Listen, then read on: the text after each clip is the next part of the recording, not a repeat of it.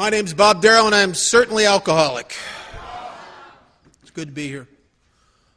Good to meet some new members of Alcoholics Anonymous I haven't met before, and I'm surprised at how many people I know here that I've met on some of the sober cruises, and if they're Sacramento, some of the different parts of the country. It's good to be here.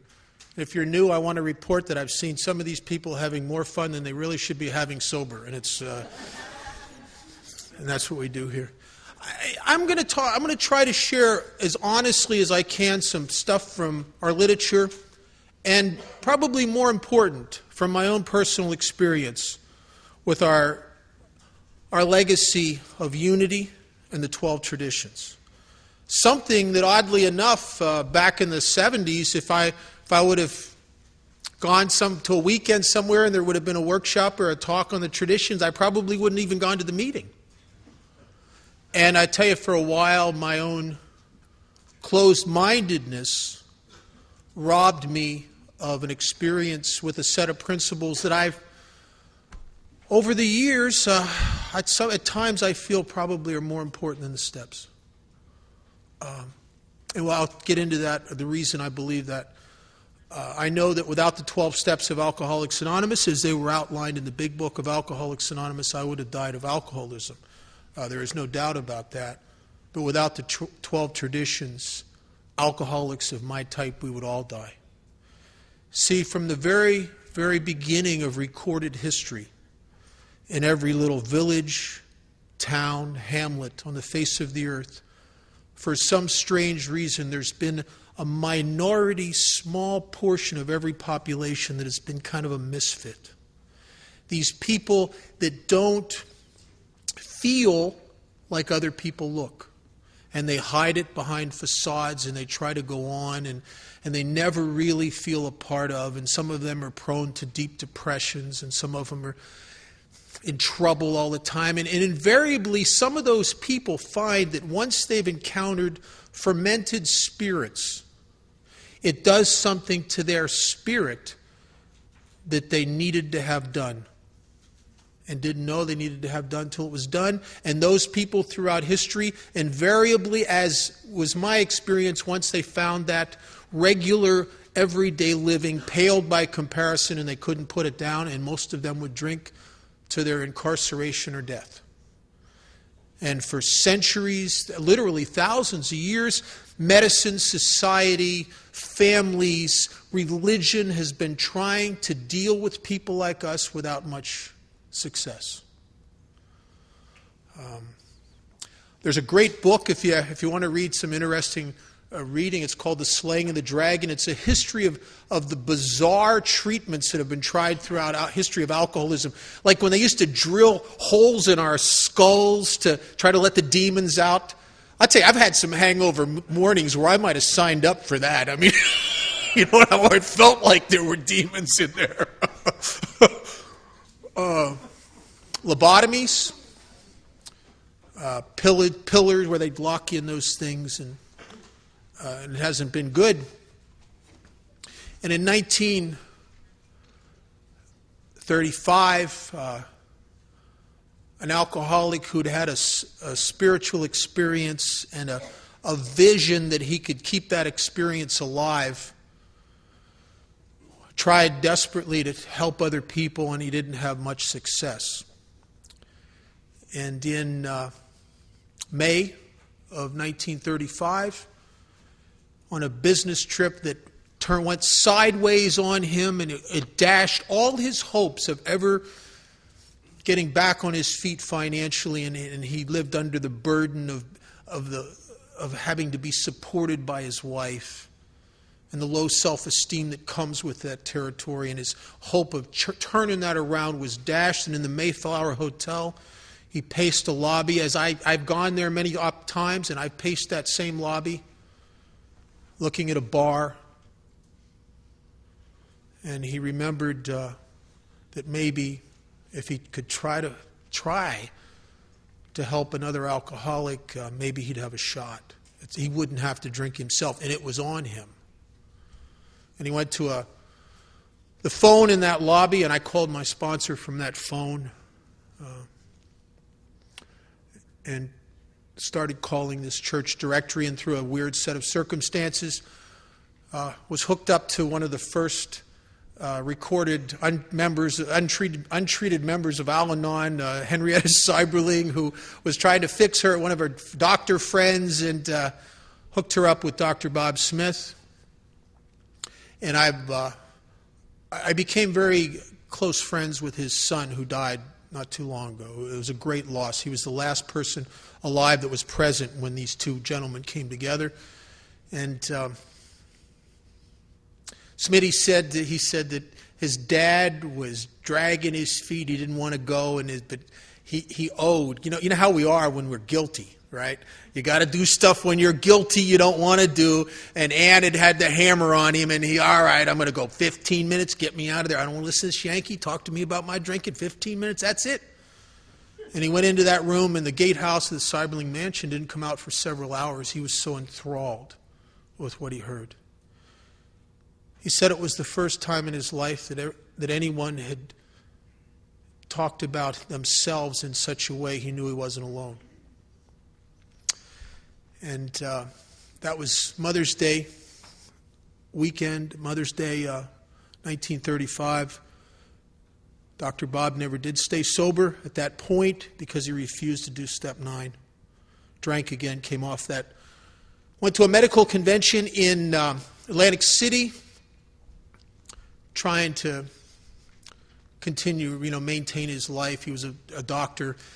Came off of that train back from Atlantic City drunk. They laid him on the platform. He couldn't even stand up. And they called the conductor or someone at the station, called his office gal, and she came down. And they took him, put him in bed, and Bill was still living at the house. And Bill and Ann took care of him. And he came to June 10th, 1935, and he came to and didn't know what had happened, where he was. He knew he was in trouble. Again, as we all know that feeling of coming to, and you don't remember everything that happened, but you know it's not good.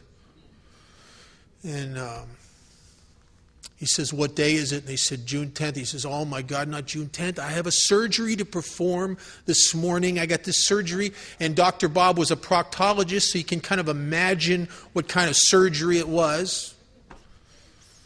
And he was shaking like this, vibrating, flying apart. And Bill Wilson gave him his last couple drinks and set him into the surgery to perform this surgery. And I just often wondered that, God, imagine being that patient and watching your doctor come in hungover.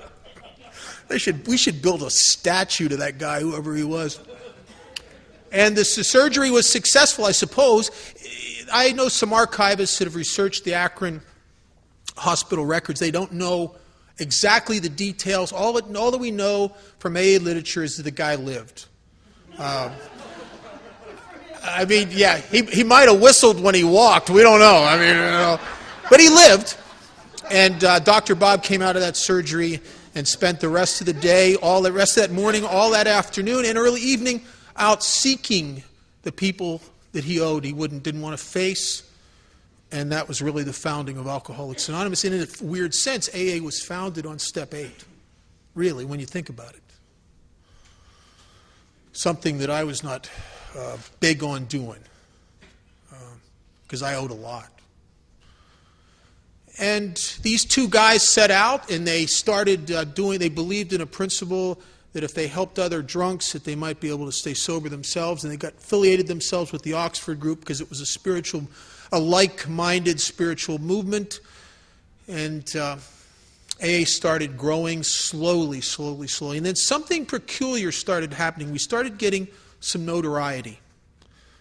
There was a baseball player in Cleveland who they did an article about him in the Cleveland Plain Dealer. He mentioned Alcoholics Anonymous changing his life, and the Cleveland group of AA was inundated overnight with just amazing amounts of requests for help.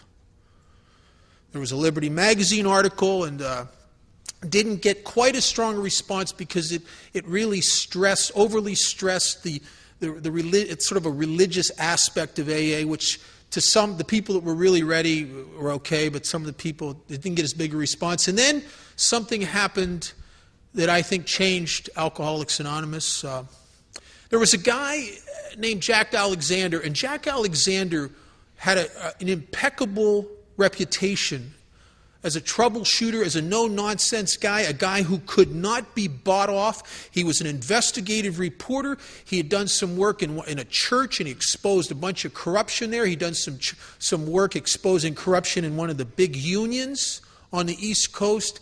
He had a tremendous reputation of no-nonsense, and somebody said to Jack, you know, look at this Alcoholics Anonymous thing. What could that be about? That's got to be some kind of front, some kind of scam, some kind of something. And Jack Alexander took it on, went into Alcoholics Anonymous to investigate us, and he found, I am sure, to his delight in his line of business, that we were exactly what we said we were. There was nobody in AA that was going to get a toaster for helping anybody. I mean, there was no profit motive. There was nobody had an axe to grind. Nobody was trying to sell nothing. We were simply what we said we were. We were people who had been dying of alcoholism that found that if they tried to help other people with similar problems, that they themselves could survive. And he wrote this stellar article in the Saturday Evening Post, which in no time at all, the New York office was inundated by stacks and stacks of letters and requests for help from people all over the country. I was good friends with a gal named Sybil, and Sybil was the first woman west of the Rocky Mountains to ever get sober, and she got sober in the early 40s in California right after the Jack Alexander article, and not too long after that. And by the time the letters had filtered down to the California group, there was a stack of letters from women asking for help. And there was no woman sober. So Sybil is sober like 2 days. She's still vibrating, and they sent her out to talk to these women. And she never drank again. She spent her whole life doing exactly that. Tremendous member of Alcoholics Anonymous, helped thousands and thousands of women. But as a result of this huge growth spurt, there were problems occurring all over the country in Alcoholics Anonymous. Problems of disunity. There was the group in Akron was they didn't like the group in New York. They thought the group in New York was too psychologically oriented, and the group in New York thought the Akron group was too Christian and too Oxford group, and they didn't trust each other, even though Bob and Bill were lifelong friends. Some of their followers bickered about each other and judged each other. I know down in Florida, nobody judges other people in AA, but it was a bad problem then. And Alcoholics Anonymous is like having a lot of problems. There were groups taking on all kinds of bizarre things. I have a letter. I wanted to bring it with me. I didn't bring it with me. It's dated December 1941. It was from the Executive Committee of Alcoholics Anonymous for the state of California. It was written to a gal named Irma Lavoni. And in the letter, it revoked Irma's membership in Alcoholics Anonymous and told her she was no longer welcome here. And I found out through Sybil's daughter the reason is that Irma liked men. And they had a committee meeting, decided they didn't want that kind of person in Alcoholics Anonymous. Sent her this letter, told her she wasn't welcome, revoked her membership rights, she couldn't come here no more. Well, I'll tell you something. I know thousands of women I've met around the country in Alcoholics Anonymous that have been helped by loose women. But they had no traditions. They didn't have the third tradition. So groups were taking it on themselves to do whatever they wanted to do. There was a lot of people getting drunk. There were people getting resentments, judging other groups and other members of Alcoholics Anonymous, and it was chaos. And Bill is getting inundated by letters from people around the country that are afraid because they know that their life is on the line. These are people, these are low-bottom alcoholics that have tried everything, and now they finally, for the first time in their life, they got a shot. And they're watching the thing that has saved their life fall apart around them. And Bill's getting these letters and letters and letters, and he doesn't know what to do. And a gentleman from North Carolina sent him a letter, and he said, in the letter, he said, Bill, the same thing's happening to us that happened to the Washingtonians. And Bill Wilson didn't even know, never heard of the Washingtonians. But he was a very studious guy, and he did some research, and he found that in the mid-1800s, there was a group that started in Baltimore, Maryland, and it was a couple drunkards who'd met in a bar, and they were hope-to-die alcoholics, guys that have had endless temperance pledges, guys that had been in sanitariums, had been in jail, that had sworn they would never drink, and for some peculiar reason, they could not stick to it, and they were dying, and they kept going back to the bottle in face of overwhelming information that it's destroying them. They couldn't stop. And these guys met in this bar room, and they're talking about this hopeless condition, and they came up with an idea that none of these people, these people in our churches and our family members and our doctors, they've been trying to help us, and they can't. Maybe we could help each other. And they started to do that, and they got each other sober, and they started to form this little fellowship and go out and help other drunkards. And within just a few years, without telephone, without public transportation, without all the things that are in place in the early days of Alcoholics Anonymous, this couple drunkards in a bar in Baltimore, Maryland, grew to a fellowship that the low estimates are 100,000. And I've seen high estimates where people have estimated that there may have been as close to 500,000 people involved in the Washingtonians in just a few years. In Alcoholics Anonymous, in just a few years, had only a couple hundred people. But they didn't have any traditions, and they started infighting. They started judging each other. They started affiliating themselves with other groups. They started affiliating themselves with the temperance movement. They started taking political positions on things that I'm sure made sense to them, as it would make sense to a lot of people trying to reform their life and live a spiritual way of life. And they aligned themselves with the abolition of slavery and some political things in the Mexico deal. And they wanted to help laudanum addicts, which is a form of opium, and all that kind of stuff. And they'd never made the decade. And within less than 10 years from their inception, they no longer existed. And we don't know for sure. There's no way of knowing, but I suspect that most of those people, if they were like me, they died horrible deaths on the streets of big cities in this country from a disease called alcoholism. A disease that by the time it's such a tedious process dying this disease. And I do a lot of work in the trenches down at Skid Row detoxes and stuff, and I watch guys that have died of this disease, and I want to tell you something. By the time it kills you, you've wished you were dead for a long time. By the time it kills you, everyone you've ever loved or wanted their approval hates you and is going to be glad you're dead. I can't imagine a worse way to die, really. I can't imagine a worse way to die of the spirit in here where the pain really is. And Bill saw this account, he found out about the Washingtonians. He thought, my God, that's exactly what's happening to Alcoholics Anonymous. And Bill Wilson was a visionary, and Bill Wilson had an ability to see beyond.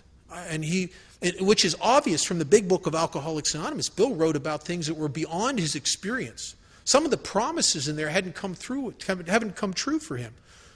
And yet he could see, he had a vision of what could happen, and out of this, I believe he was just as divinely inspired to write the 12 traditions as he was to write the big book of Alcoholics Anonymous.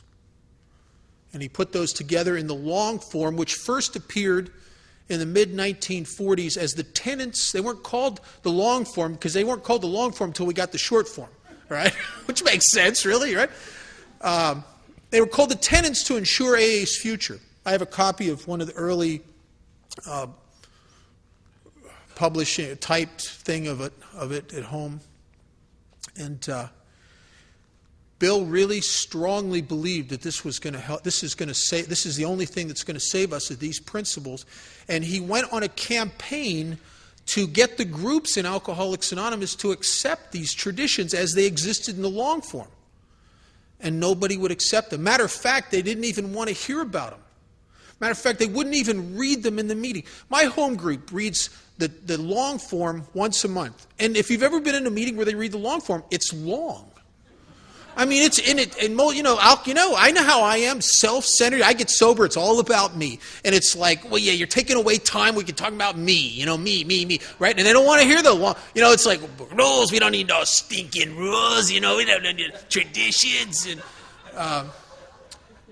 And they didn't want to hear about it. Matter of fact, if Bill was asked, Bill, who's one of the co-founders of Alcoholics Anonymous, probably one of the guys that was asked to speak and share his experience the most in Alcoholics Anonymous.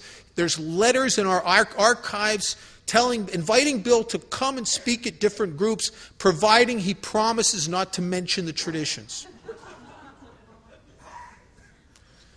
And Bill, they started publishing them in the Grapevine, in the newly formed Grapevine, and he's getting nowhere, and AA is falling apart.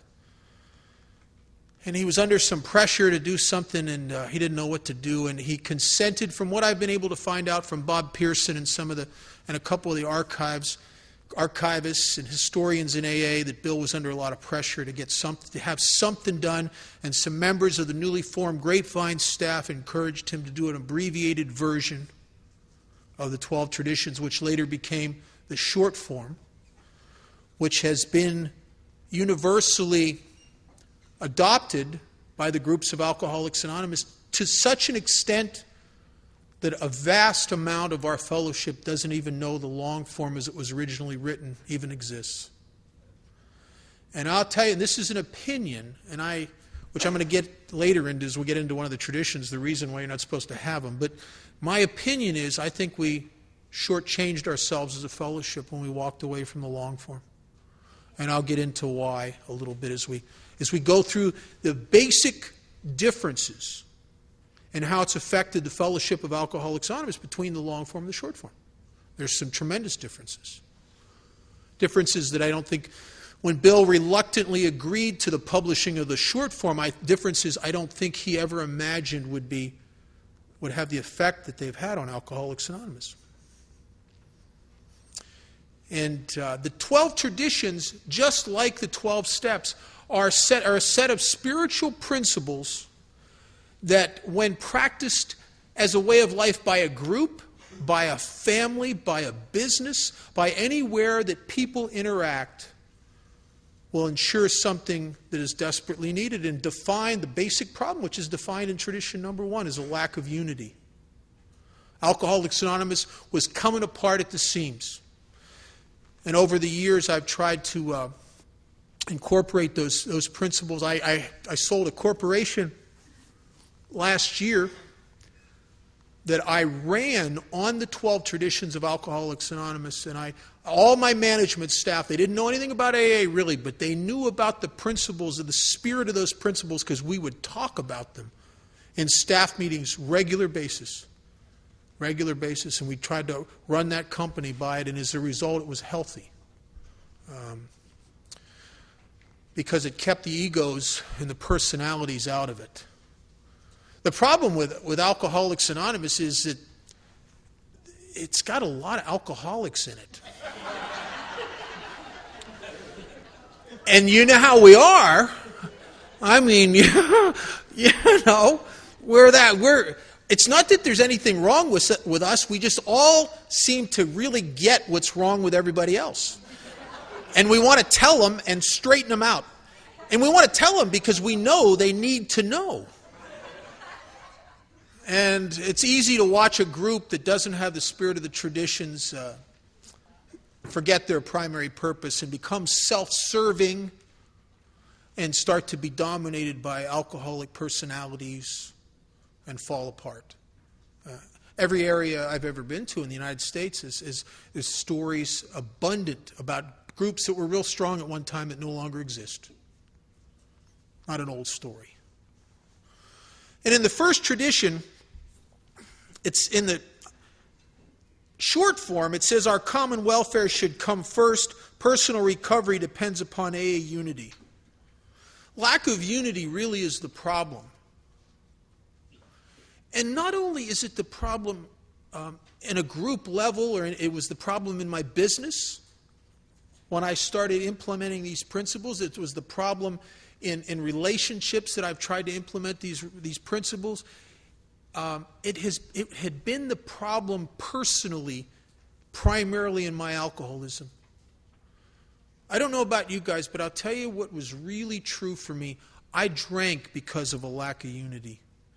I drank because I felt at times like I was dying of loneliness.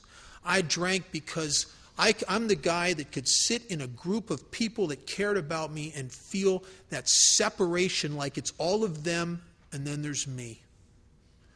I drank because I suffered, as Bill talks about in the 12 by 12, the pains of anxious apartness. And in the good days, when alcohol was really a treatment for the disease of alcoholism, 5 shots of Jack Daniels and I could come out and play. 5 shots of Jack Daniels and I could integrate myself with a group of people and feel like I was a part of. 7 shots and I loved everybody. Remember that feeling that you feel so close to these guys, almost brings tears to your eyes. Where you just go, I love you, man. Remember you want to hug people. Remember that? Remember that? Now that's spiritual. That's a feeling of unity. And then I would sober up and it's just me back again on me. Isolated and alone, and I'm the guy, once again, that don't fit too good. I'm the guy that don't feel like you look. I drank primarily for a lack of unity. Because I'd tell you with a bravado, I don't need nobody. I don't like people. I don't need nobody. But secretly inside myself, I yearned to be a part of. I yearned to love and be loved. I wanted to be connected to people. And the only time I'd ever found that was in the very early days of my drinking, when alcohol worked. When spirits was the solution for the spiritual malady. But as the disease of alcoholism progressed, that alcohol no longer integrated me, and I entered into an area of bleak loneliness, where I could drink with a bunch of people that cared about me and I didn't fit. And I drank and I still couldn't get me off of me, and I'd go on crying jags and be full of self-pity. And lack of unity was my problem when I came to Alcoholics Anonymous the last time in 1978. And I had observed something in a treatment center in Pennsylvania. I had a run-in partner who we used to go to meetings together, and we knew we couldn't drink, it was killing us, but we were on the marijuana maintenance kind of deal, right? And we'd sit in the back of the meeting stoned and judge everybody. And if you really want to judge, you got to have a partner. You got to really get that. You can't get enough torque on the personalities in the room by yourself. Really, you feed each other. It's great. And we'd do that, and naturally, I drank again, right? Of course. So some of you are surprised, but I drank again. And I end up living in an abandoned building, and I'm really in bad shape. And this guy sees me after about 10 days on this run with the sores and the dirt and the wet pants and the whole deal. And it shocked him. And he went and quit that, changed his sobriety date, went and got one of those fanatical big book sponsors, the guys we really used to judge and make fun of. Went and got one of those guys, and almost a year later, I'm in another institution, and I'm waiting for the AA do-gooders to bring the meeting in, right? And here comes the guy that was my run-in partner. And the lights are on, and he's laughing, and he's having a good time, and he's driving. He drove up there in a car that he bought. And he's engaged to be married, and he's got a good job. And more than anything, he had these newer guys with him that he was sponsoring, and the lights were on. See, I could have sat in meetings of Alcoholics Anonymous for 20 years and discounted your stories of recovery because you're not like me. My case is different. But I knew this guy. I knew that guy. And I knew that the answer was somehow he did something I didn't want to do. He became part of Alcoholics Anonymous. Somehow in this thing that he talked about called the steps, he was able to dismantle his judgment machine, the thing that kept him separate and apart from, and integrate himself sober into this fellowship of Alcoholics Anonymous. And I wanted that because I'm dying here. See, if I could have drank successfully, if I could have killed myself as I tried to do on my last run and failed, if I could have stopped on my own, I wouldn't have needed you and I wouldn't have needed to be a part of. So on a subconscious level, I got it, that my life depends upon me being a part of here, which is bad news for a guy like me. One of my big problems with Alcoholics Anonymous is I don't like people. And that's a real handicap in AA. I've never met a guy I couldn't figure out what was wrong with him in about 3 minutes. You know what I mean? And which keeps you separate and apart from. But yet I knew I had to be a part of here. I was going to die. In the long form of the tradition, when it says each member of Alcoholics Anonymous is but a small part of a great whole. AA must continue to live or most of us will surely die. Hence our common welfare comes first, but individual welfare follows close afterward. I have a daughter who's 16 years old who I love more than life itself. We just came back from a trip to Europe with Charlie and a bunch of guys, and I don't know if she's alcoholic. As if there's no symptoms of it as of yet, and I don't know if she ever will be. And I don't know if her children ever will be. But I'll tell you something, if they get to a place that I was in 1978 where they're standing on a bridge with a bottle of cheap wine trying to get up enough courage to jump and just stop it, I want them to be able to come to a place called Alcoholics Anonymous. And without the 12 traditions of AA, our children's children will die on the streets. They don't have this. You know, why would I think that this is going to, we can trash AA and then have it's going to come up again? It didn't in thousands of years. I tell you, those of us that have alcoholism in this small, minute period of time in the big scope of human history are so fortunate. Really. When you look at the millions and millions and millions of alcoholics that just had to take their own life or drink themselves to death or end up locked up in institutions, we're very fortunate. And we are but a small, each member is but a small part of a great whole. I heard a guy back in the 70s, a guy that became one of my mentors, a guy named Chuck Chamberlain, say something that really got my attention. He said he believed if we could see the magnificence of Alcoholics Anonymous and the light that it has brought into the world, it would be so intense it would burn our eyes out.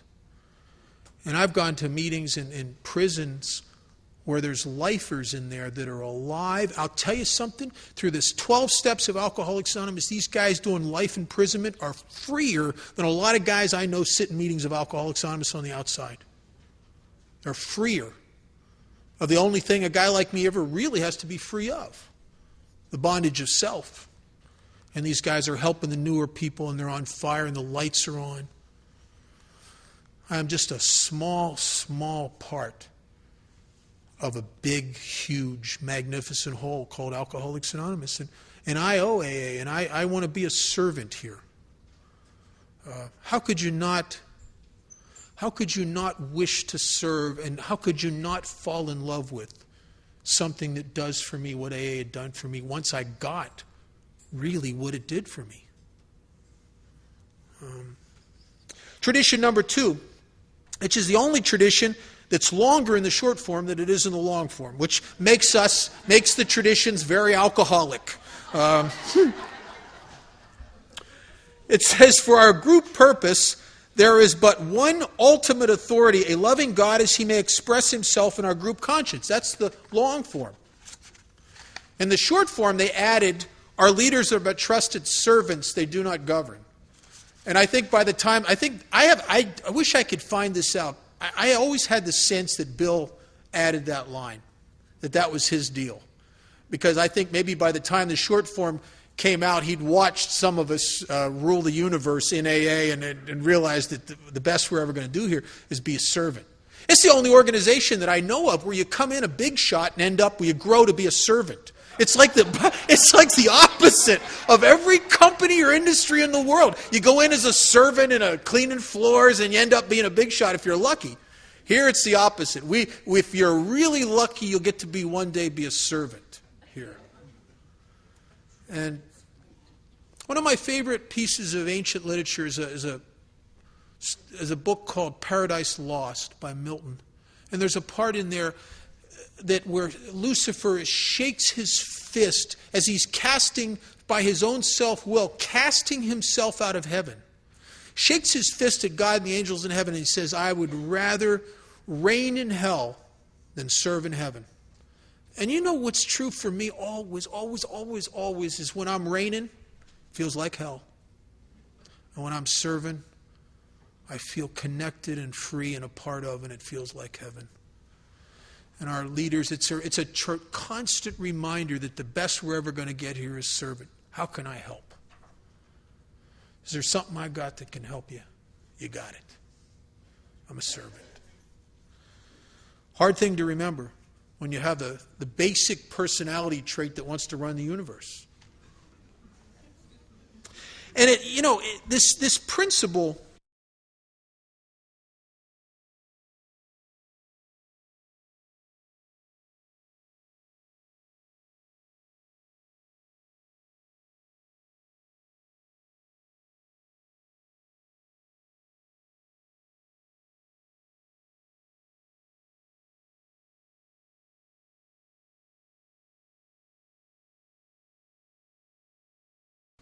of an ultimate authority is remarkable to watch. If you've ever, a guy wanted me to say this, I spent I think it was over 10 years in general service. Everything, I did a couple terms as a GSR, a couple terms as a DCM area officer. I was on committees, I did a lot of that stuff. And I loved being a part of the general service structure, just as I loved being a part of as a one voice in my group conscience in my home group. I love to watch the Spirit of God work in the group conscience. And it's annoying sometimes the way it works, because in a group conscience you'll have people off the wall to this side, and you think, what are they even saying? That has nothing to do with what we're trying to talk about here. And then you have people off the other side so far off, it's just ridiculous. It's crazy. And you sit there, you want to pull your hair out, and don't realize this is tolerance 101, right? Right? And out of all of that, it's all necessary. I'm telling you, it's all necessary. Out of all of it materializes this thing called a group conscience. And what a wonderful thing. When you're in the middle of it, trying to express your opinion with 50 other people all expressing their opinions, it's often a caustic situation. But then later I would step back and I'd look at what happened in that assembly, and I would think, man, God did it again. It was right. It was not the way I would have voted. They didn't vote the way I wanted to vote, but they voted the way they were supposed. The hand of God was right in there. Right in there. It's the only organization where people want to, on a regular basis, people want to call up and complain to the leaders of AA. We don't got any. Or newcomers want to come in and they want to find out who's in charge. You ever have somebody in your home group come up to you and say, who's in charge here? See the guy cleaning the bathroom? Well, right now he's probably at the top of the food chain. Weird organization. Tradition number 3, and I really want to talk about this. This is one of the traditions where I think we took a hit. I think if we would have stuck with the long form, the fellowship of Alcoholics Anonymous would be different than it is today. Now, this is just my opinion, but I want to talk a little bit about the differences between the short form and the long form. The short form, which everyone's familiar with, is the only requirement for AA membership is a desire to stop drinking. The long form is a little different. The long form says our membership ought to include all who suffer from alcoholism. Hence, we may refuse none who wish to recover from suffering from alcoholism. Nor ought AA membership ever depend upon money or conformity. Any 2 or 3 alcoholics gathered together for sobriety may call themselves an AA group, provided that, as a group, they have no other affiliation. And in one of the other traditions, it really goes into affiliation. And let me tell you something. There is a world of difference between having a desire not to drink and suffering from alcoholism. Today, there's probably 10 million people in this country on the Atkins diet that have a desire not to drink because they don't want the carbohydrates. Everybody, you could take when Mother Teresa was alive, you could give her a few drinks and put her behind the wheel of an automobile, and she could get a DUI and be sent to Alcoholics Anonymous and go, well, I don't really want to drink anymore. This is a great, let me be a AA member. I think there's a lot of people coming to Alcoholics Anonymous and entrench themselves in AA that don't have alcoholism, as it's discussed and talked about in the big book of Alcoholics Anonymous. As a matter of fact, there's a section in there that talks about the 2 different types of people. On page 20 and 21, at the bottom of page 20, it talks about hard drinkers. And the way it talks about a hard drinker, the hard drinker sound from, if you were a doctor and you looked at this guy, you'd think he had alcoholism. It says these hard drinkers, I'll just read it, that's even better. This sounds like an alcoholic. Bottom of page 20. We have a certain type of hard drinker. He may have the habit badly enough to gradually impair him physically and mentally. He drinks habitually to the point where it's screwing him up and he's paying a price mentally. And you drink the beverage alcohol every day heavily for a period of time, it'll make you a little weird.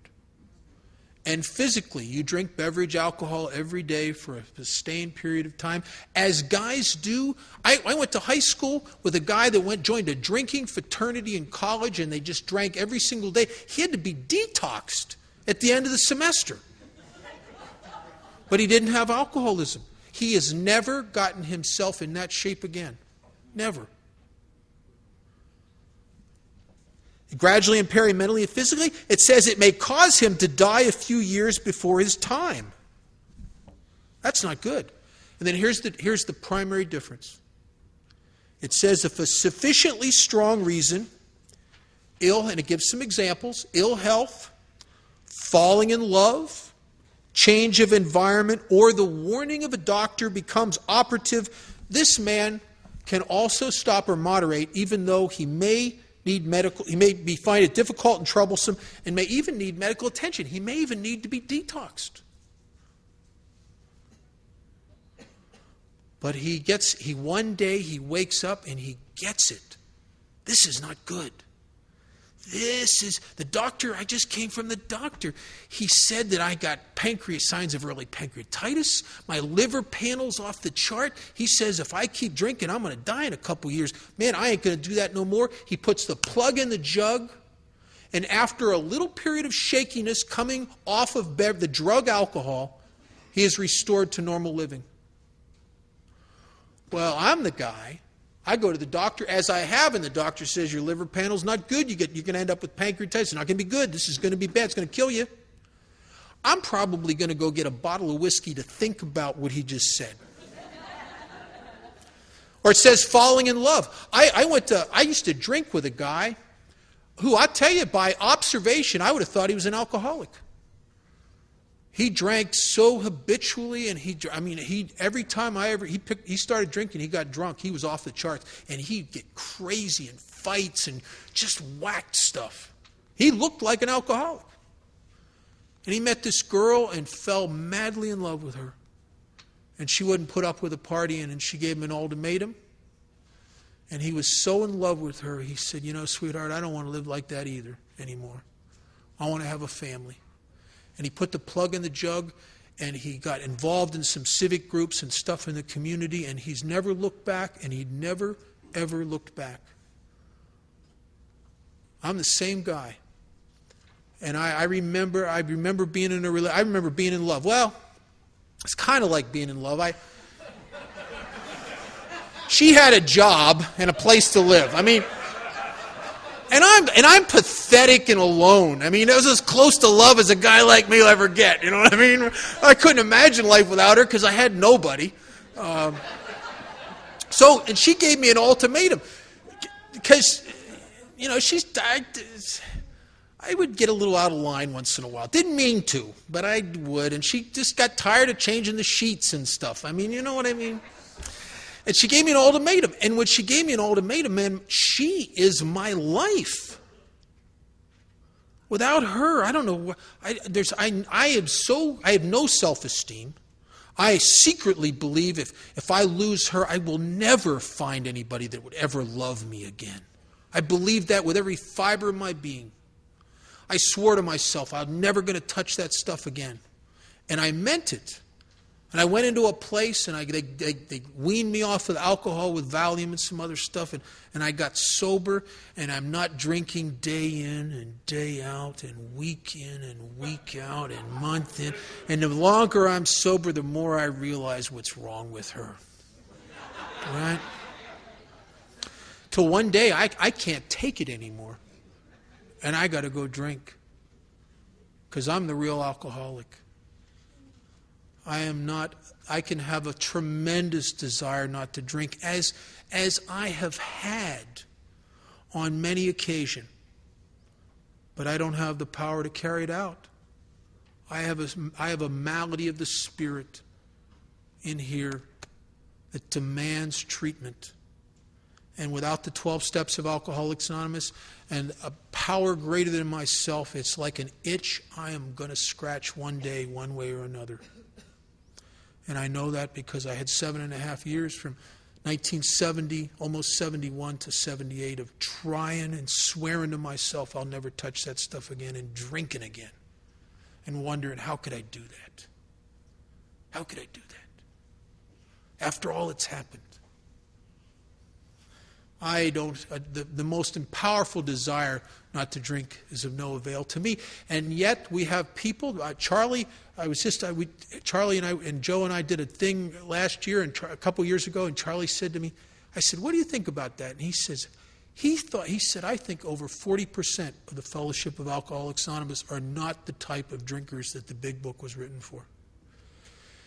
And what has happened, because we went from the long form to the short form, and now the only requirement for membership is a desire not to drink, anyone who gets a DUI and is a little neurotic and lonely come to the fellowship because they get sent here, they see this, and they think, well, this is a good deal. It's better than the elk. They're more worm than the Elks. And they stop drinking, and they don't suffer from alcoholism. Really, I know guys in AA, and I love them. They're great guys. And they're welcome to be here because we changed the bar. They have a right to be here just like anybody else. But they don't suffer from alcoholism, and because that, they're never forced to the table with God in the 12 steps of Alcoholics Anonymous, as I was, simply because of my failure to not drink on my own. That's really what brought me to AA. My powerlessness did not extend to just what happened to me once I started drinking. I was powerless from the first drink. I could push it off and just put distractions, but eventually it ate me alive. Eventually it was an itch I must scratch, and there wasn't enough medications, there wasn't enough sex, enough money, enough change in towns, enough of anything to keep it continually at bay. I am the guy who suffers from alcoholism, and I am an everyday member of Alcoholics Anonymous within the fellowship and in the action of the fellowship and the steps today because I suffer from alcoholism. And I'll tell you something, if I stop doing certain actions in my life, I start to suffer from alcoholism again. And the insidious thing, in my experience about that, when I'm suffering from alcoholism, I don't know I'm suffering from alcoholism. I think you are, and you need to be straightened out. I think you're real self-centered. I think you're real resentful. I think you have an attitude. And it's me. Right? Awful. It's an insidious disease. Tradition number 4. With respect to its own affairs, each AA group, this is a long form, each AA group should be responsible to no other authority than its own conscience. But when its plans concern the welfare of neighboring groups also, those groups ought to be consulted.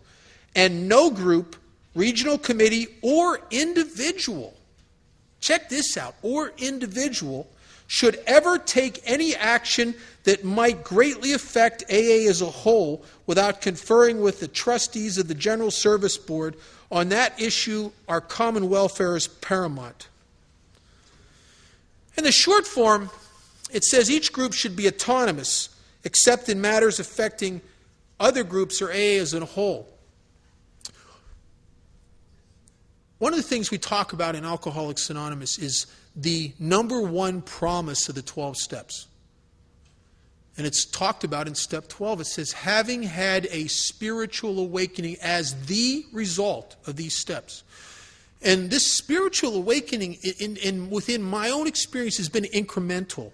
It's not a flash in the pan. I'm awake to things today that I wasn't awake to when I was 10 years sober. And one of the things I eventually awoke to here is that my actions and what I say at times is the only view of AA other people will ever see. That I may be the only example of Alcoholics Anonymous they ever see. And I'll tell you, when I started to get that, there were things in my sobriety that I was ashamed of. Because I didn't want to be that kind of example. When I started awakening to the fact that my actions, I only get one vote here, that my actions are my only vote. And if I want to come into a meeting late and talk while other people are talking and just be wrapped up in myself, then that's pretty much my vote. I think everybody should do that in AA. Because one of the things that I awoke to, and it took a lot of years here, probably 20 years, I awoke to the fact that as a result, whether I intended to be in this position or not, I ended up sponsoring people. I ended up being sober long enough to be looked at, even though I never felt like it, to be looked at by some people as an old-timer.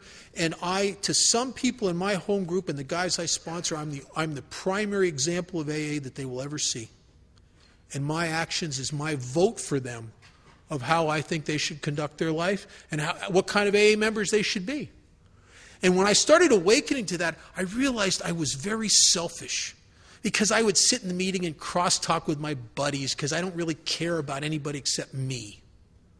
I realized I'd come late. I don't want you to come late, but I had important things to do. Secretly, I was above the rule. I've been that way all my life. I'm the guy that I think 55 speed limit's great for everybody except, hey, I'm in a hurry here. I got important stuff. I think the handicap parking is a big deal. Everybody should stick to that, but I'm only going to be a minute, right? And when I started realizing and awakening to the fact that my actions are really the only expression of my vote here, I'll tell you something. It really brought me to the table in step 6 with some stuff that I may have not have been entirely ready to come to the table with God, left alone to me, without that awakening, and without the guys I sponsor. Tradition number 5. Short form, each group has but one primary purpose: to carry its message to the alcoholic who still suffers. In the long form, each Alcoholics Anonymous group ought to be a spiritual entity having but one primary purpose, that of carrying its message to the alcoholic who still suffers. My home group, we meet 15 times a week. all over the place. We don't have one location. Of those 15 meetings, there's one speaker meeting, 5 big book workshops put on by different members of the group, kind of like this thing Joe and Charlie do. And the rest of the meetings are all in hospitals and institutions, county jails, the detox, state prison, a couple of the halfway houses. We really understand that the survival of our group and its vibrancy and vitality rests on this primary purpose, and that we are a fellowship in action. And we try. It's great for the new guys. We get a new guy in the book and that comes to our meetings, and he's so, he's overwhelmed with his own problems. And what do? Well, come with us. Next thing you know, he's got a $100 car, and he's got 3 or 4 new guys in it, and he forgot what his problems were. He's on fire, and he gets relieved of the bondage of self. And I've watched my old home group died because it forgot its primary purpose. And it was a great group of guys. And some of those guys I'd been bonded to for a lot of years. And it was a good old boy thing. And we'd sit around and laugh and cut up. But it became about us. And it became very self-grandizing. And we were concerned with ourself and our security and our AA and our friends. And we stopped reaching out and trying to help new guys. And the group started to die. And I'll tell you something else. Personally, I've seen in the last 3 or 4 years, I can't even tell you how many. Dozens and dozens of members of Alcoholics Anonymous over 10 years. Matter of fact, when I go to detox, there's rarely a week that goes by I don't see somebody that's been sober over 10 years that drank again. Guys that would have bet you they'd never drink again. And of the ones that, most of the ones that I've seen that have drank again with long-term sobriety or killed themselves, and we have had a rash of suicides the last 4 or 5 years in Alcoholics Anonymous. Guys with 32 years, 23 years, 17 years, 12 years. And they didn't kill themselves over problems. As a matter of fact, every one of those guys that killed themselves, they killed themselves at a time when their life was materially, socially better than it has ever been. Isn't that crazy? It's not crazy to me today. I get it. And the one common thread is that all those people, they had really good lives, but their life was all about them. They hadn't reached out to a new guy or taken a guy through the steps or done any service in Alcoholics Anonymous in years. Yet they still went to a meeting almost every day. And I think that's what did it. And I'll tell you the reason I think that's what did it. When I was 19 years sober, I was materially in a better place than I could have ever imagined. And I sunk into a deadly, deep depression. And I sunk into a depression I had enough money in my checking account to live the rest of my life. I had probably $300,000 worth of vehicles in my garages. I had everything. I had respect in Alcoholics Anonymous. I was sponsoring a whole bunch of guys. I was in a position of respect, not only in AA, but in the community. I owned a corporation that was well respected in Las Vegas. Everybody knew my name. I had everything. If you would have asked me as a homeless guy in the detox, what would you have to have in your life to be ultimately happy? I would have fulfilled the checklist. And I sunk into a dangerous, dangerous depression. And I went to my sponsor. I was trying to talk my sponsor's so one way. He believes in AA, he doesn't believe in anything else. He does AA, just turn the volume, because he has one answer to everything. Turn the volume up on your spiritual program. Turn your volume up on helping others. He's one. And I'm getting into this depression. I'm still making myself go to a meeting every day. And I don't know what's wrong with me. And I went to a meeting, and a guy that was sober about the same length of time to me said something as a throwaway line, and it blew my mind. I am convinced to this day that God put those words in his mouth. He said to me, well, yeah, you still go to a lot of meetings and sponsor a lot of guys and run your mouth a lot in AA, and you got a great life, but I don't think your primary purpose is helping anybody anymore. I think your primary purpose is you. And when he said that to me, I thought, oh man. And it was like a slap in the face. And I thought, my God, that's right. I am the focus. I am the primary concern in my life. My toys, my image, my me. And I'm dying. I'm dying in the middle. I'm like a starving man at a banquet. Dying in the middle of an abundant life that AA gave me. And I'm in a lot of trouble. And I'll tell you, within a week, I got it. I resurrendered to this thing, to my purpose. I resurrendered to going back through the steps. Within a week, I got 2 or 3 new guys in my car. Now I'm going to detox, not to show off to the guys I sponsor, but I'm going there because I'm really looking for somebody I can help. And I have never been in that spot again. And I hope to God I learned the lesson. That my primary purpose is more than an altruistic thing. It is the foundation of my life. I was so egotistical that I imagined God saved me from the abyss, so I'll be wonderful. Look at me. He saved me for the abyss and he gave me a purpose. And when you think of it, really, doesn't it make everything make sense? Then all the horrible things I went through and the terrible things I did, and even the people I've hurt, drunk and sober, everything in that light has reason and significance, because it all becomes tools in my toolbox to talking to a guy who feels like he's the only one that's ever been in the spot he's in. And I can say, yeah, you think so? Let me tell you about what happened to me. My primary purpose. Tradition number 6. Long form, very long. It says problems of money, property, and authority. Notice in the short form it says, money, property, and prestige. In the long form it says authority. We'll get into that in a minute if we try.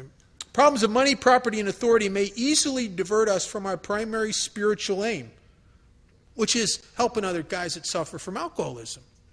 That's my primary spiritual aim, my primary purpose. And that's really isn't it that those 3 things are what divert us from our primary purpose? I don't know about in the groups you go to, but I watch this on a regular basis. A guy will come off a skid row, off the streets being homeless. He'll do anything. He just wants to get sober and make amends and help people. And then he starts to get seduced by the fruits of his own recovery into his life being about the job and the finances and the relationships and all that other stuff. And incrementally, as I did probably from the time I was 16 years sober to 19 years sober, incrementally move away. And those are the 3 things that divert me. Money, property, and authority may easily divert us from our primary spiritual aim. We think, therefore, that any considerable property of genuine use to AA should be separately incorporated and managed, thus dividing the material from the spiritual. An AA group, as such, should never go into business. We had a big dispute about that. We wanted to do a fundraiser in my home group, and people wanted to do... we had a big deal. We just went through that in our group, in my business meeting not too long ago. And the group conscience prevailed rightly that's like what guys are proposing is... And I was actually one of the proposers until my head popped out of my butt and I realized what we were doing is we were trying to actually do something that could be construed as an AA group going into business to produce money for what we thought was a great AA purpose. Well, of course we would think that. We thought of it. I mean...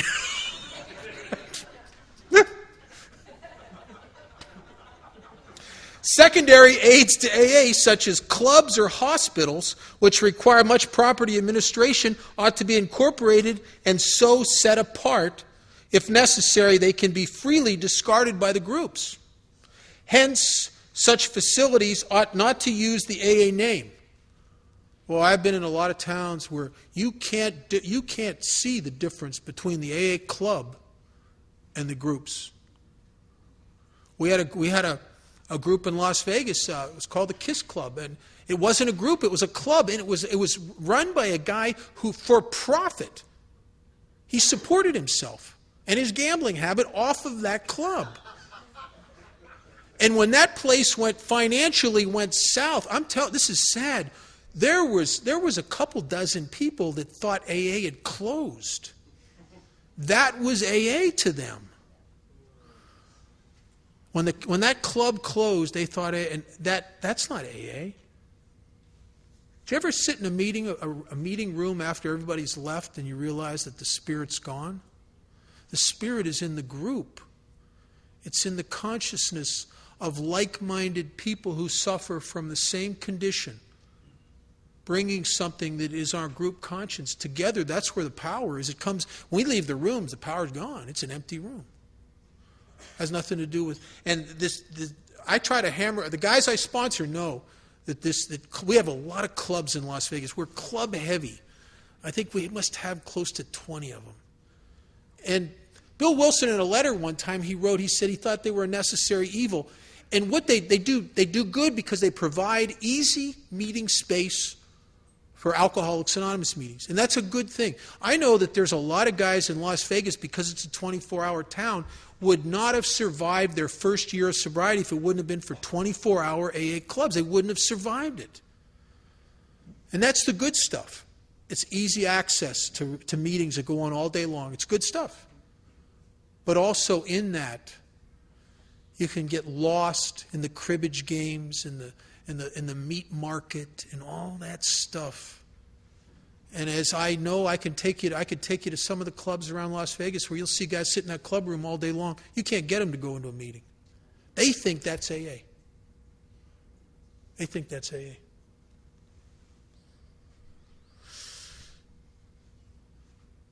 While an AA group may cooperate with anyone, such cooperation ought never go so far as affiliation or endorsement, actual or implied.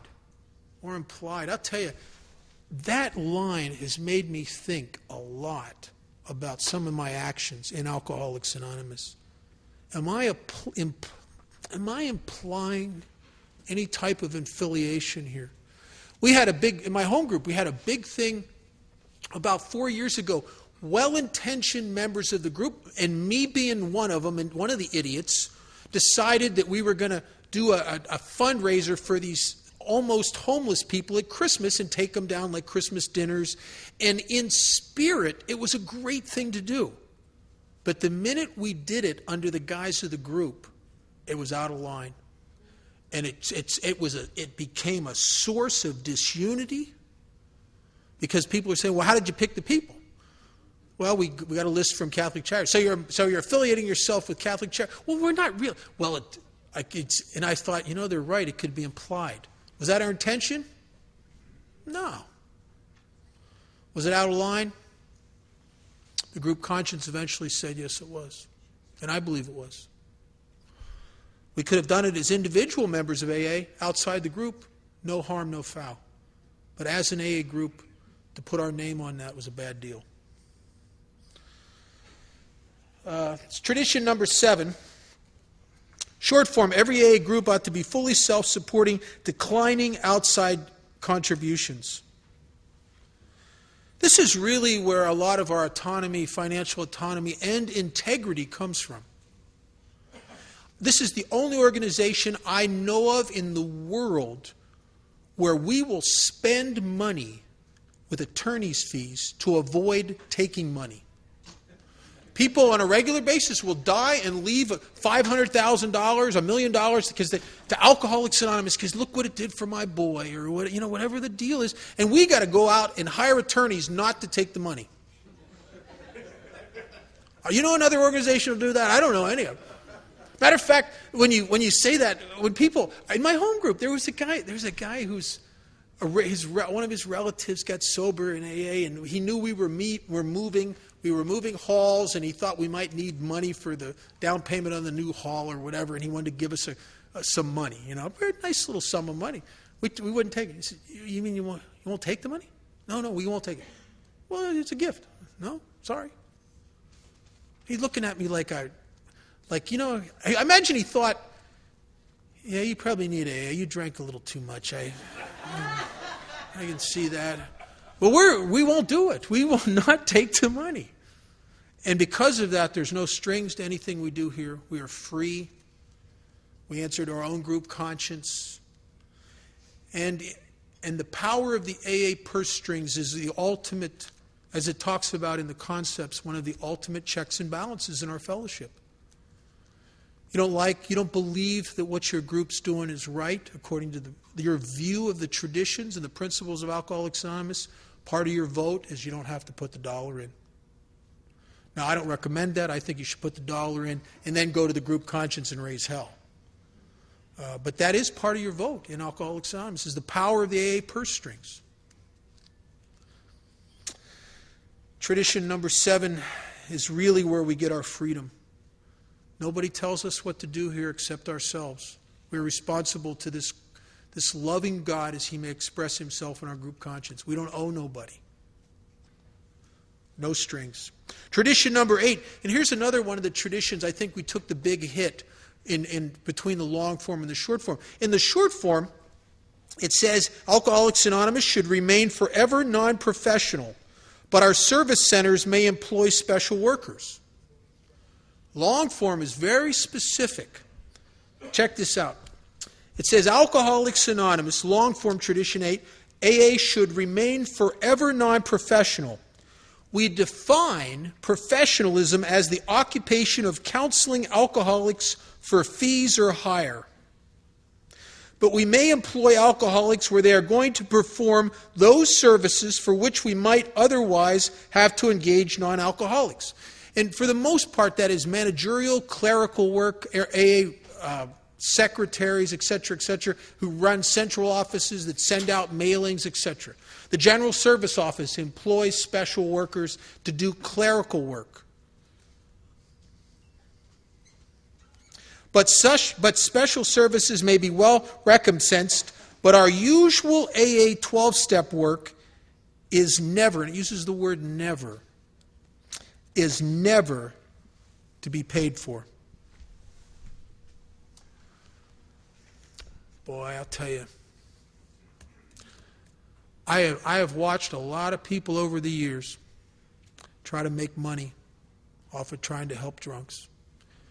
And some people get away with it, but I'll tell you, in the big picture, I never see much good coming from it. When I first got sober, against my first sponsor's wishes, and he wasn't very strong. If he'd have been stronger about it, maybe I'd have taken it, followed him, but he just kind of suggested. I get sober, I'm unemployed, and they're telling me I got to help alcoholics. So my self-centered mind works like a computer. How can I help alcoholics and profit for me? Because it's really all about me. And I'll be an alcoholism counselor. Made perfect sense to me. I get to slam dunk. I get to do both things and get paid. It's great. I mean, don't get any better than that. Being self-centered, wrapped up myself. And I went to work in this treatment center. And I started getting sick.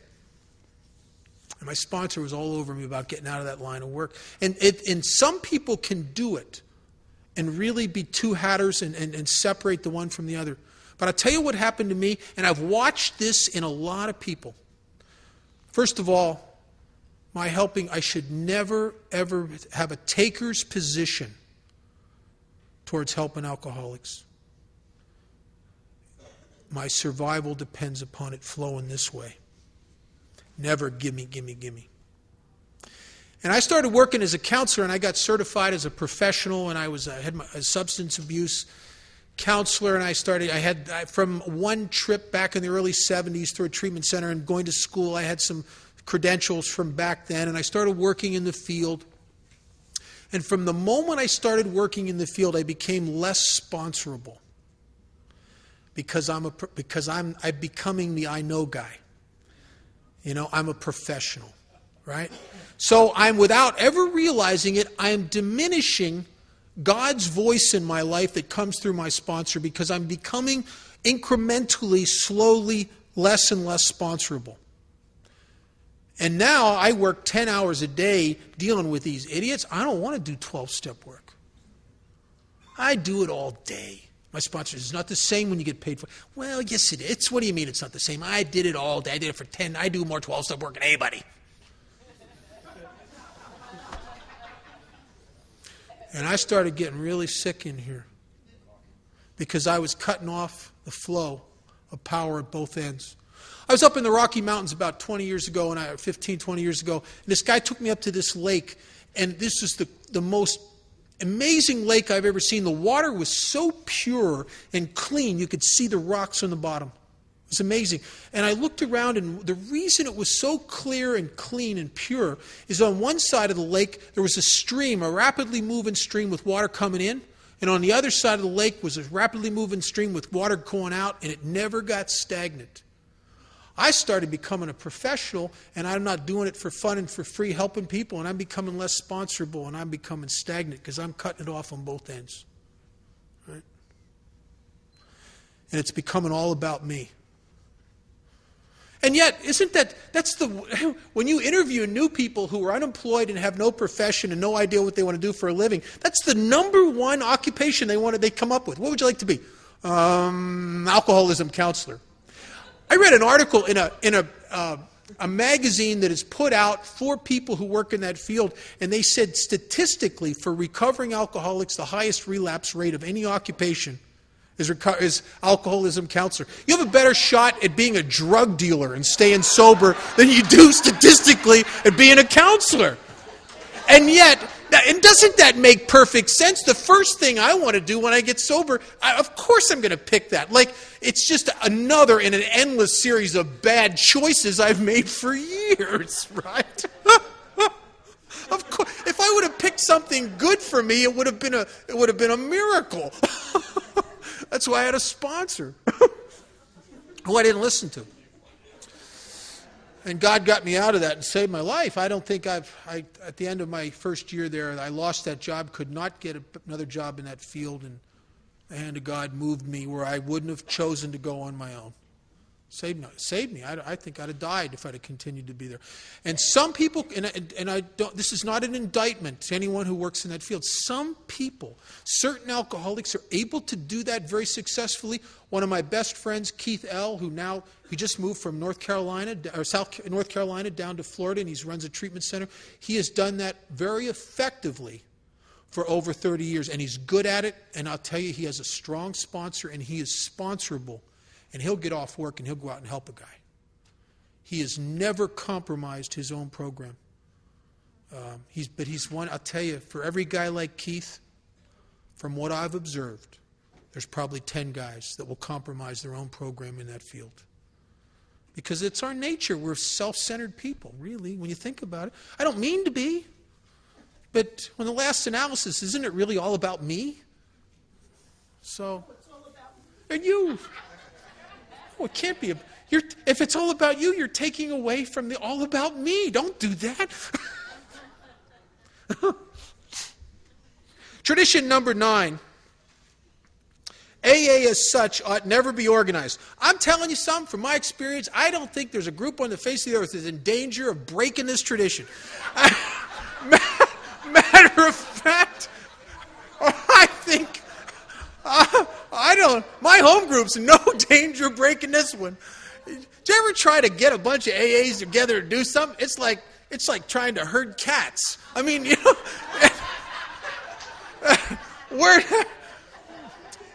only way you can get over-organized the only way AA could ever get over-organized, as it does on some committees, is some Al-Anon slips in there and takes charge. That's the only way that ever happens. I mean, we do. My group does we put on a retreat. We do some get-togethers that are kind of fellowship things.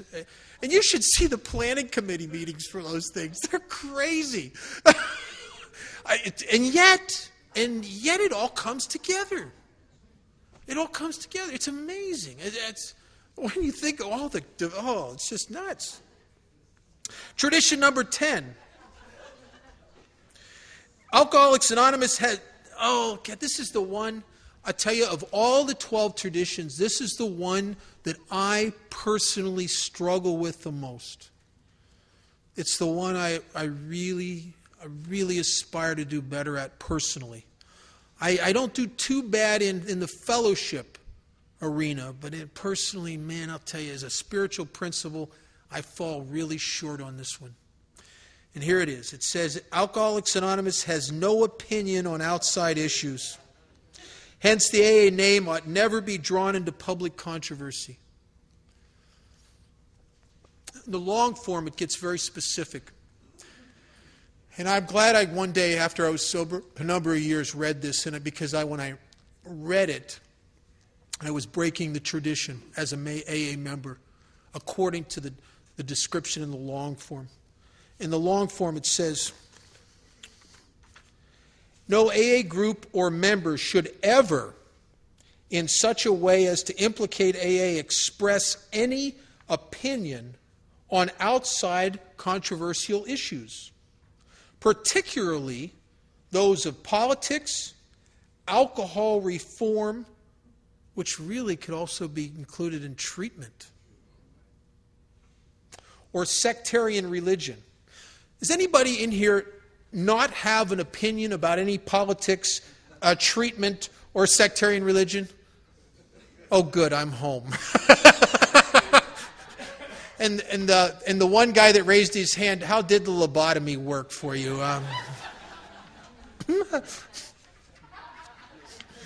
The Alcoholics Anonymous groups oppose no one.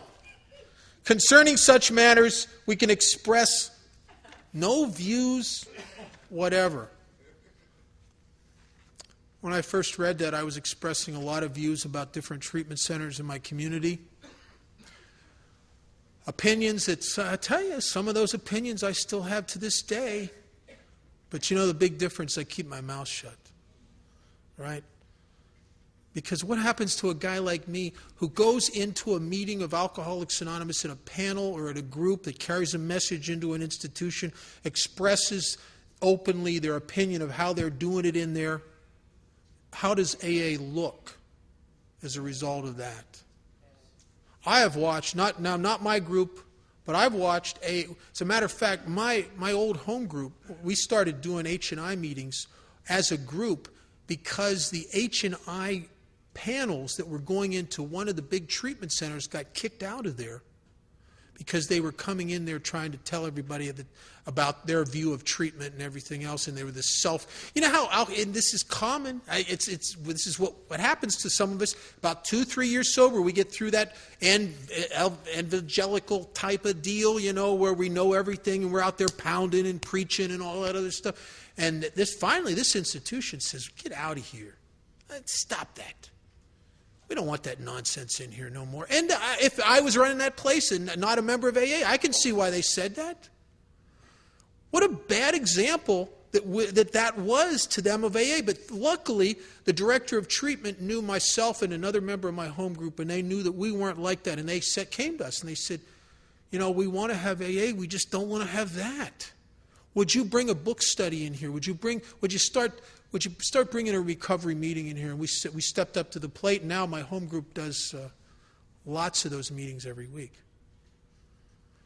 So, as a member of Alcoholics Anonymous, I can do pretty good. I tell you, I go to I do a meeting 2-3 times a week at this detox when I'm home.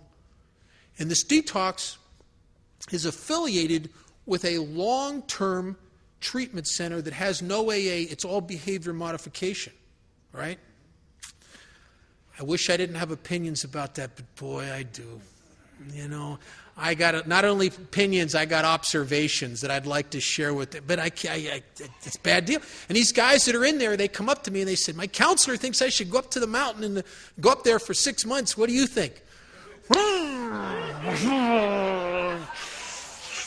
Man. And I try to sidestep, and I say, well, have you ever been in one of those places before? And if they say yes, I'll say, so how did it work for you? And they'll say, well, I drank again 2 months later. Oh, well, you know, there's an old saying that when you're doing something and it ain't working, do something different.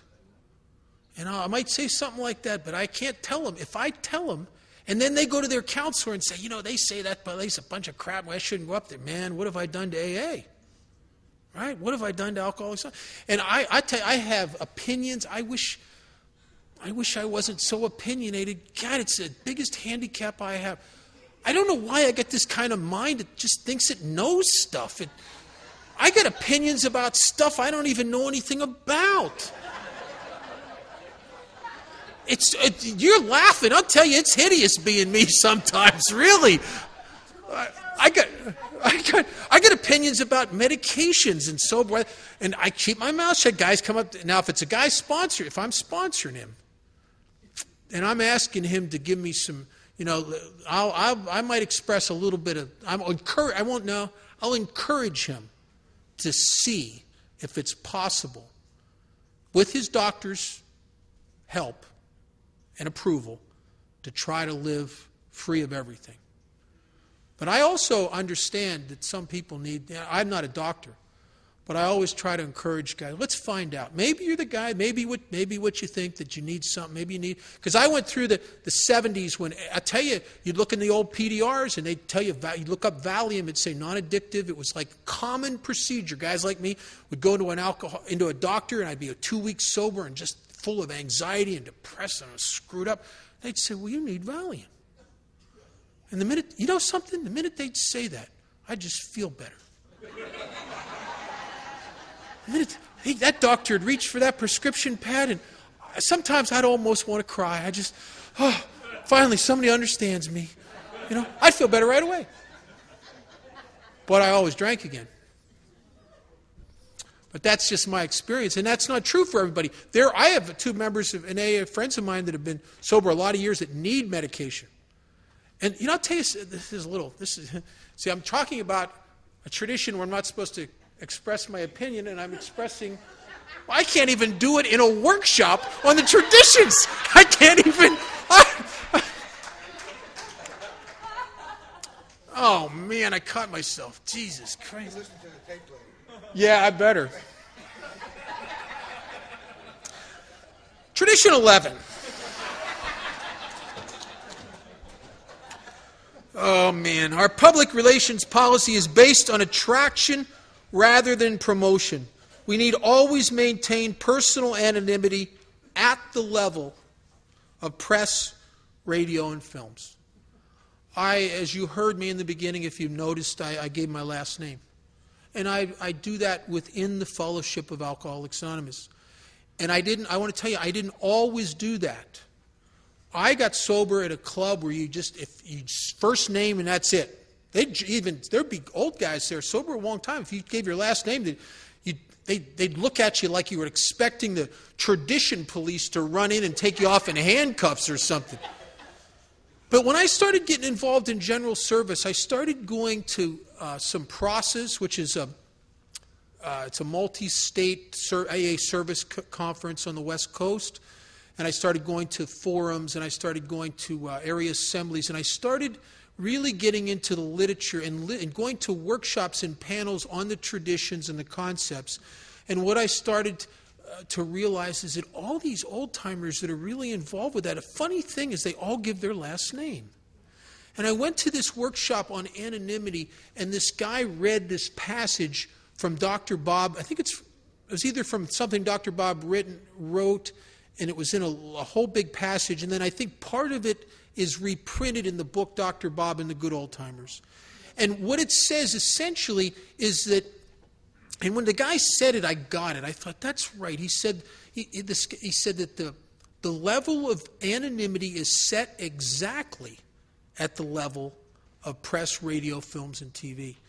And Dr. Bob was one to say that he thought it was just as much a breach of the tradition to move the level down into personal stuff within the fellowship as it was to go public and tell the whole world you're a sober member of Alcoholics Anonymous. That it's exactly at that level. And then in that workshop, people used experiences of giving their name in meetings, and then there'd be talking about their divorce and how they stayed sober from it. And there was some guy in the room going through a divorce who was going to drink, and he could find the guy's name in the phone book and call him up and got some help. Because he was the one guy that the guy knew he could talk to because he went through the same thing.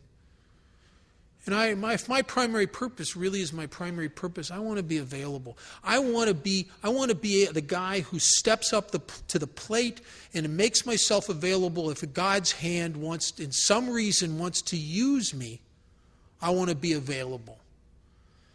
And you can come to Las Vegas and find yourself on the streets of Las Vegas, and you'll think maybe you just started gambling and you blew all your money and you're thinking about drinking, and that cocktail lounge looks pretty good to you, and you'll think, what about that Bob? And you go to the phone book and look for Bob with blonde hair. You're not going to find me.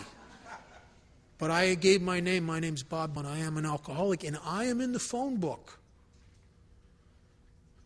And I have guys that find my number in the phone book, and they call me sometimes.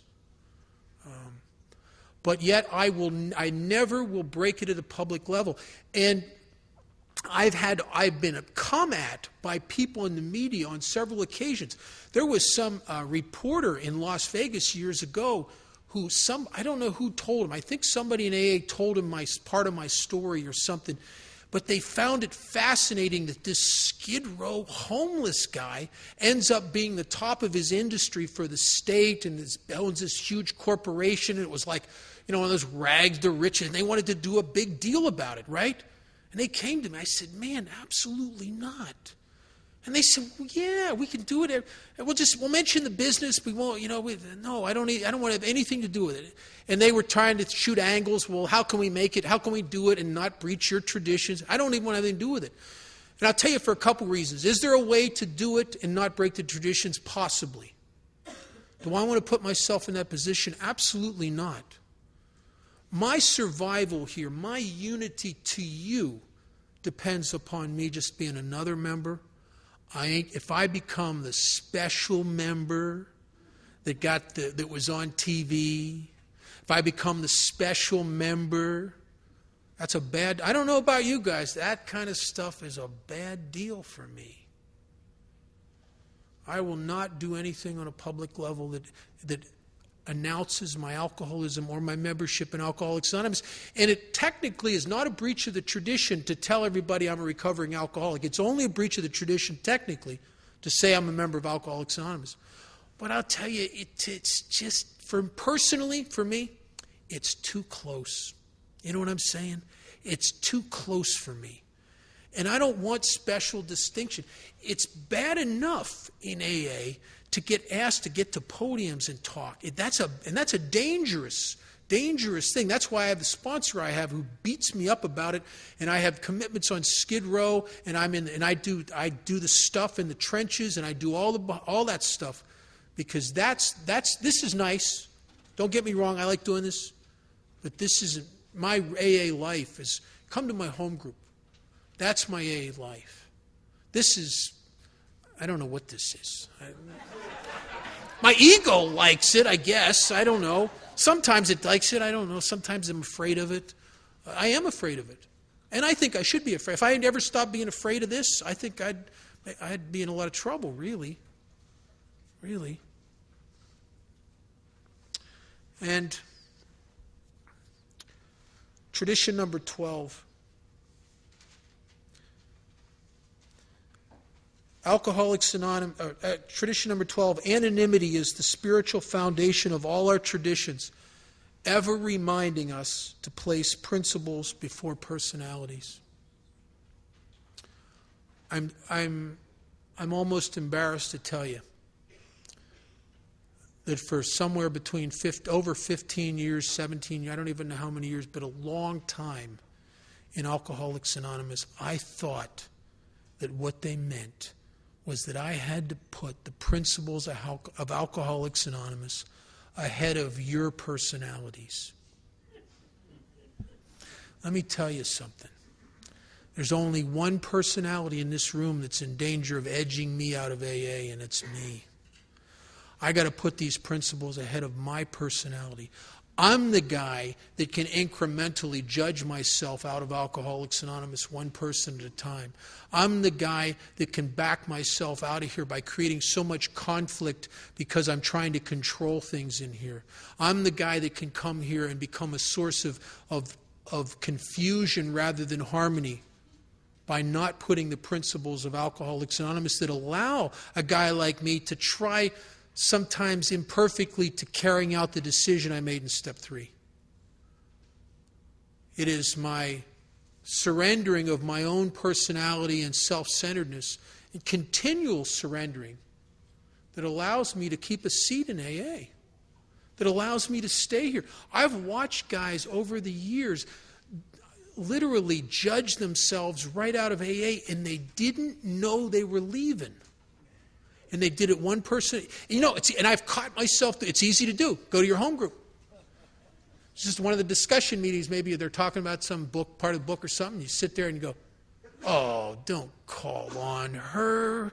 She's just looking for a husband. Don't call on him. He lies. He's so... Oh, not him. Oh, he sounds like a Hallmark card in a recovery bookstore. I can't take it. And I'm leaving. Because what is the essence of unsurrenderedness is I become the I know guy. I become the guy that's full of judgments and opinions. In step 3, when I turn my will, thank God it says will first, and life over to the care of God. I went to an attorney 15 years ago, and I'm making a will up, and he said, you know what your last will is? I said, no, what? He says, it's your last judgment.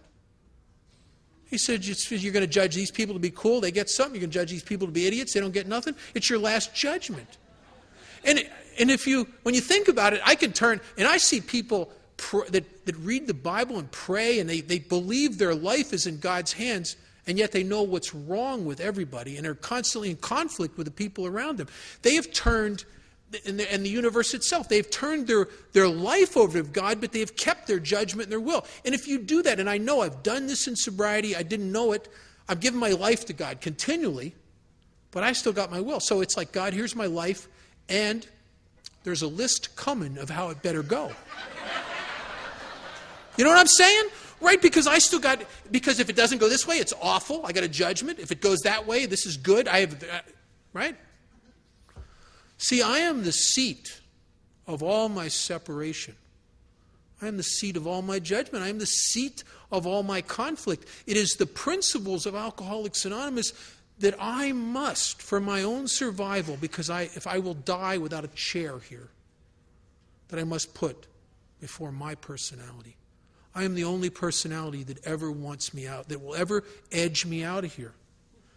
And I'm going to close with reading the tradition in the long form, which I think is one of the most beautiful pieces of AA literature. It's wonderful.